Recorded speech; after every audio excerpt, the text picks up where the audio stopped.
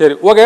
பேராசிரியர், எனக்கு இன்னொரு சந்தேகம் ஒன்று வருது. என்னென்னா, இப்போதைக்கு இந்த 1971 மக்கள் தொகையின் அடிப்படையில் அடுத்த 30 ஆண்டுகளுக்கு அதை நீட்டிக்க வேண்டும். அதே போல 2026 மக்கள் தொகை கணக்கெடுப்பின்படி அடுத்த 30 ஆண்டுகளுக்கு நீட்டிக்க வேண்டும் என்றும் இந்த அனைத்து கட்சி கூட்டத்தில் ஒரு தீர்மானத்தை வந்து நிறைவேற்றிருக்காங்க.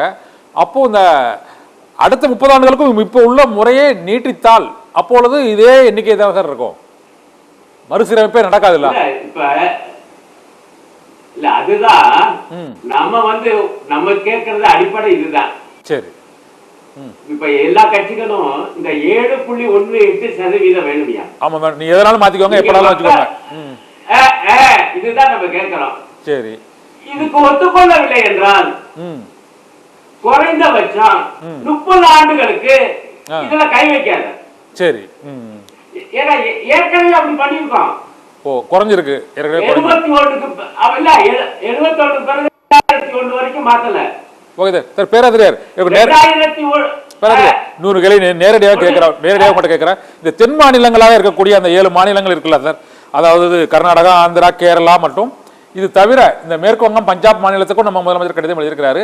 இப்போ இந்த தென் மாநிலங்களோட பங்களிப்பே இல்லாமல் வட மாநிலங்களில் மற்றும் மத்திய பிரதேசம், ராஜஸ்தான், பீகார் உள்ளிட்ட மாநிலங்களில் மட்டுமே வெற்றி பெற்று தென் மாநிலங்களில் ஒரு தொகுதியை கூட வெற்றி பெறாமல் ஆட்சி அமைக்கக்கூடிய சூழ்நிலை இந்த தொகுதி மறுசீரமைப்பால் ஏற்பட்டு விடும் என்ற ஒரு அச்சம் இருக்குதா சார்? அது உண்மைதானா? உண்மை. இப்ப நீங்க 848 ஆகிட்டு அதுக்கு தான் நான் அதை சொன்னேன். 4 மாநிலங்கள் மட்டும் 150 சீட்டு கூட போகுது. அத கூட டோட்டல் பண்ணி பாத்தீங்கன்னா அதுவே கிட்டத்தட்ட அது வந்து 80, 220, 300 சதவீதம் மேல வருது. 848 இந்த 4 மாநிலங்களுடைய மொத்த தொகுதிகள் மட்டும் 300க்கு மேல வருது. ஓகே. உத்தரப்பிரதேசம் 143, பீகார் 79, ராஜஸ்தான் 50, மத்திய பிரதேசம் 52. இந்த 4 மாநிலத்தில் ஜெயிச்சா ஒரு கட்சி இந்தியாவே ஆளலாம், ஒட்டுமொத்த இந்தியாவே ஆள முடியும். 4 மாநிலத்தில் மட்டும் வெற்றி பெற்றால் இந்தியாவே ஆளலாம். ஓ, இந்த தொகுதி மறுசீரமைப்புல அதுதான் சிக்கலுங்கிறீங்க. ஒரு 4 மாநிலத்தில் வந்து ஒரு கட்சி வெற்றி பெற்றால் ஒட்டுமொத்த இந்தியாவிலையும் ஆள முடியும். ஆனால் இப்போது உள்ள சூழ்நிலையில அப்படி ஆள முடியாது. அதைத்தான் அது நேரடியா சொல்லல.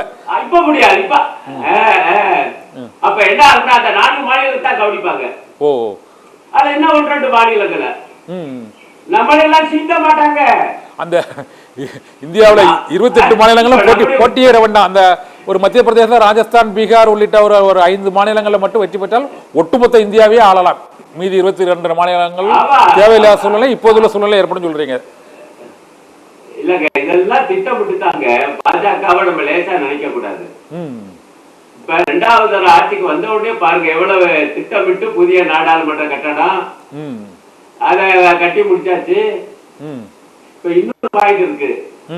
இந்த 848 நோக்கி அவங்க போவாங்கன்னு நான் நினைக்கிறேன். காரணம் பெண்களுக்கு 3/4 இடங்கள் கொடுக்கணும். சரி, அந்த சட்டம் ஏற்கனவே நிறைவேறி இருக்கு. 2024 நாடாளுமன்ற தேர்தலில் ஓட்டு வாங்குறதுக்காக. சரி சரி. அப்ப என்ன சொன்னாங்கன்னா இந்த தொகுதி மறுசீரமைப்புக்கு பிறகு அந்த பெண்களுக்கான இடஒதுக்கீடு தருவோம் நாங்க. சரி சரி. இப்ப இந்த 543 வச்சுக்கிட்டு அதுல 3/4 பெண்களுக்கு கொடுத்தா பாஜகவுல உள்ள ஆண்கள் எல்லாம் தகராறு பண்ணுவாங்க. ஓ சரி. அவங்களுக்கான சீட்டு குறையுது இல்ல. 848 ஆக்குனா அதுலதான் 3/1 பெண்களுக்கு போகும். புரியுதுங்களா இந்த சூட்சமா? ஓ, ஆண்களுக்கு பெண்களோட அது அதிகமாகும். சரி. அதனால எதிர்ப்பு வராது. இதெல்லாம் கணக்கு போட்டுதான் புது நாடாளுமன்றம் கட்டியிருக்காங்க. ஓ, அதுல 248 சீட்டு போட்டிருக்காங்க. அதுலதான் என்னை போன்றவங்க எல்லாம் ரொம்ப அழுத்தமான சந்தேகத்துக்கு ஆளாகி இருக்கும். சரி. இவங்க 248 நோக்கி போவாங்க அல்லது கொஞ்சம் கூடுதலா குறைச்சலாம். அப்படி என்றால் மக்கள் தொகை அடிப்படையில் அப்படிம்பாங்க. அடுத்து பிறகு தென் மாநிலங்கள் அடிபடும். பஞ்சாப் போன்ற மாநிலமும் அடிபடுது. பஞ்சாப், மேற்கு வங்கம், ஒடிசா கூட அடிபடுது.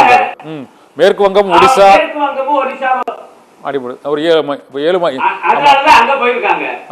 வேற பேராசிரியர் செய்தி என்ன?